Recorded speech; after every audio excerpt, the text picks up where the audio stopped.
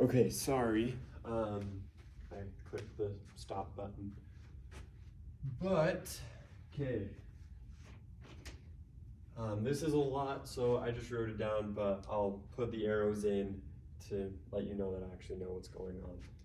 So, first we have, this is the cardiac loop, cardiac cycle, and we're gonna explain pressure, volume, and heart sounds in it. So we're gonna start here, just at this bottom left corner. It's a loop, so you could technically start anywhere. I'm just gonna start here. So this circle, we're at about 50 milliliters, very low pressure.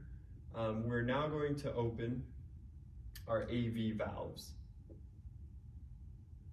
Sorry, this is with respect to the left ventricle. There we go. So now we're gonna open these AV valves. So once the AV valves open, we're gonna start to increase in volume. And as we increase in volume, we're gonna slightly increase in pressure as well. And once we get to this section, which is about 120 milliliters, we're gonna close our AV valves. So ventricular pressure is now higher than atrial pressure, as you can see. So we can see this is higher than that. So it's just gonna close the AV valves, and the closing of those gives us the lub. The first beat of our heart is a lub, and that's just the closing of the AV valves. We then are going to shoot up in pressure. However, if you notice, there is no change in volume. This is called isovolumic contraction.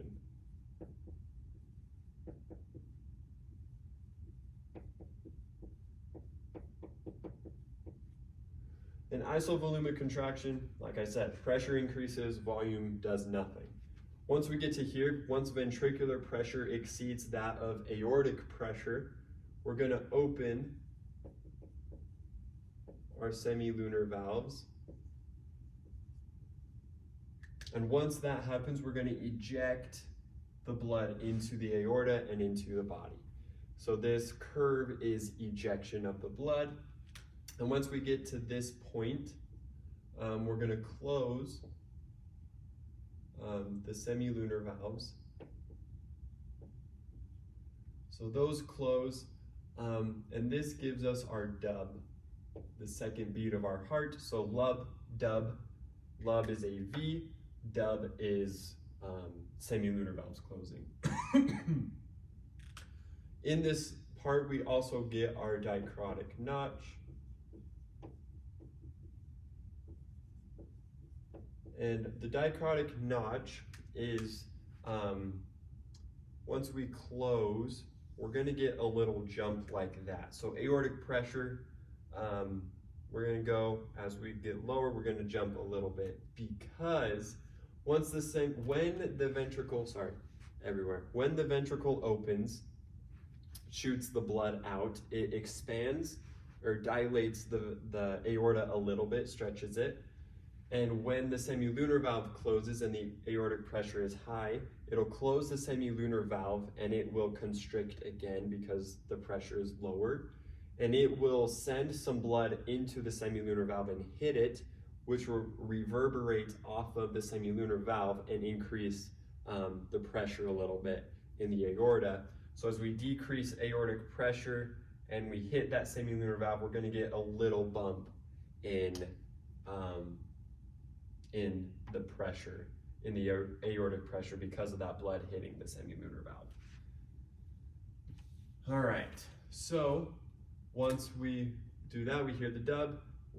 We're gonna come down back. We're gonna lower pressure a ton. This is the relaxation. And so this is called isovolumic.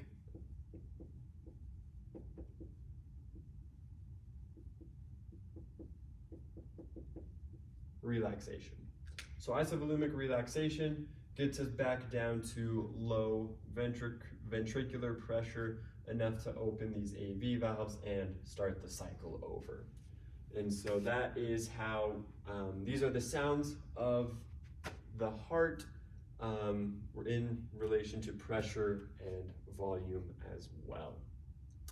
So So now we're going to get into some regulation of calcium, heart rate, as well as norepinephrine and acetylcholine, how it does that, everything like that.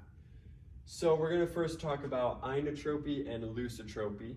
Inotropy is another word for contractility, or kind of the strength of the contraction. So the heart can't pick and choose what muscle fibers it wants to contract. All of the muscle fibers are going to contract within the muscle at one time, every time. And so how we regulate it is the amount of calcium in the cell at the time to regulate that strength of the contraction. So first, we're going to have our beta-1 receptor that will release alpha subunits. The alpha subunits will increase adenylyl cyclase, which will increase CAMP, C-AMP. So the C-AMP itself can actually bind to these L-type voltage-gated calcium channels, opening them, which will increase the calcium inside of the cell, which increases inotropy, increase strength of contraction. So then that's C-AMP itself. It can also create protein kinase, so it'll increase protein kinase A. Kinase phosphorylates things. So the first thing it can do, it can phosphorylate L-type calcium channels, which will increase calcium in the ICF, which will increase inotropy. The next thing it can do is phosphorylate the RYR receptor on the sarcoplasmic reticulum, which will decrease what's called clastabine.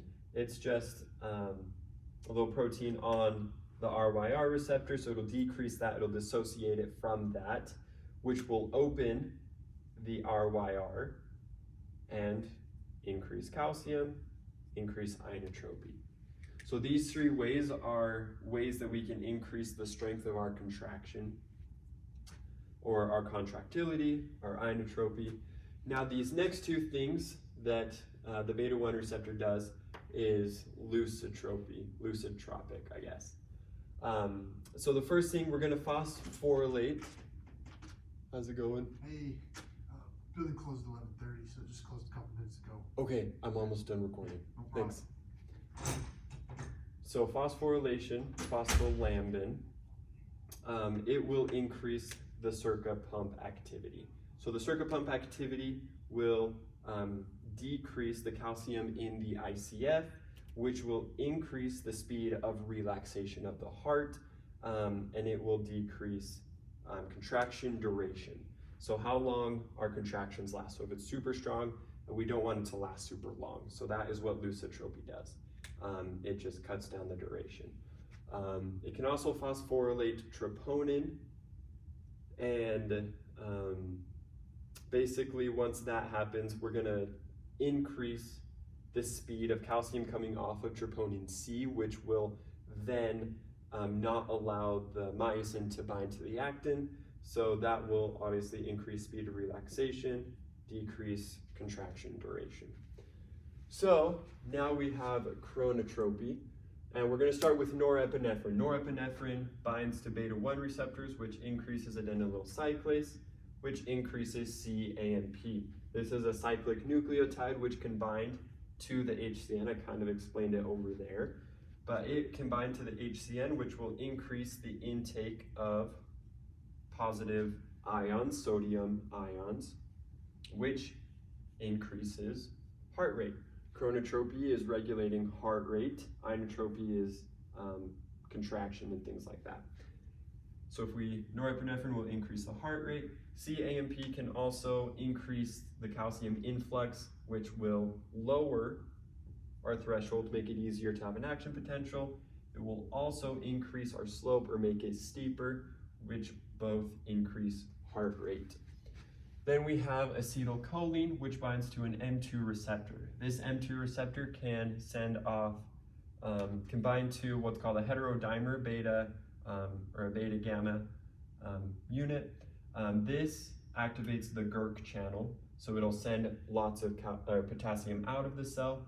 It will increase the membrane potential, so it's a lot harder to reach, and it will decrease the heart rate. These alpha subunits decrease camp, and with that decreased camp, it'll flatten the slope, make it smaller. It will also raise the threshold, which both decrease the threshold, or decrease the heart rate. And so that is how chronotropy regulates the heart rate, how inotropy regulates strength of contraction, and lusitropy is the contraction duration. Thanks.